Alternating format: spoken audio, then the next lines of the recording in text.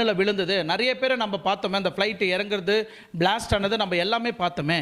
இவர் கண்ணுக்கு மட்டும் எப்படி அது தெரிஞ்சது அப்படின்னா, எஸ் அஃப்கோர்ஸ் நம்மளுக்கு யாருக்குமே தெரியாது. இப்போ நீங்கள் பார்க்கலாம், இந்த ராட் வெளியே வர்றதை தெளிவாக அந்த வீடியோவில் கவரேஜ் ஆகிருக்கு.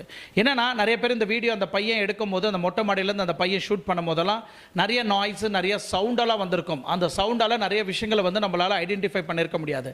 பட் இந்த கேப்டன் வந்து இந்த ரேட்டு வெளியே வரும் அந்த தருணம் எல்லா டைமும் அது வெளியே வராது. எப்போல்லாம் இது வெளியே வரும் அப்படின்னு நீங்கள் பார்த்தீங்கன்னா, நீங்கள் அதை தூரத்துலேருந்து பார்க்கும்போது ரொம்ப சின்னதாக தான் இருக்கும்.